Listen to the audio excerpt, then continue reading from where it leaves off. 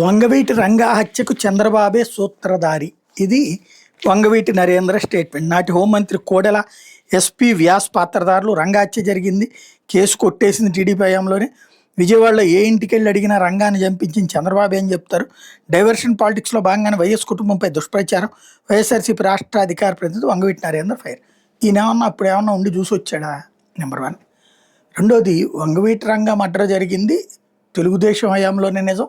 అందుకు ప్రజలు ఓట్లేసి తెలుగుదేశాన్ని ఓడించారు. ఆ తర్వాత 5 ఏళ్ళ అధికారంలో ఉంది ఎవరు? కాంగ్రెస్ పార్టీ. రాజశేఖర రెడ్డి కూడా అప్పుడు కాంగ్రెస్లోనే కదా ఉంది. మరి అప్పుడు ఎందుకని అరెస్ట్ చేయలేదు చంద్రబాబును, లేకపోతే కనుక కోడెలను, లేకపోతే వ్యాసును ఎందుకు అరెస్ట్ చేయలేదు? మరి చేసి ఉండాలి కదా నిజంగా వాళ్ళే అయితే కనుక. పోనీ ఆ తర్వాత రాజశేఖర రెడ్డి 2004 తర్వాత తనే ముఖ్యమంత్రి అయ్యారు. పోనీ అప్పుడన్నా ఏమన్నా అరెస్ట్ చేశారు? అప్పుడేమన్నా పోనీ సిబిఐ దర్యాప్తు చేయించారా? లేదు కదా. అంతకుముందే కేసులు, అరెస్టులు, దాంట్లో అభియోగాలు ఎదుర్కొన్నటువంటి వాళ్ళకి విముక్తి. అసలు రత్నకుమారి, వంగవీటి రాధాకృష్ణే మా నాన్న చావుకి సంబంధం ఏమీ లేదు తెలుగుదేశానికని క్లీన్ చిట్ ఇచ్చేసేసారు. పోలీసులు ఎట్లాగో పక్కన పెట్టేశారు. ఇప్పుడు తీసుకొచ్చి అయిపోయింది. ఒకటి మాత్రం ఖాయం, తెలుగుదేశం హయాంలోనే జరిగింది.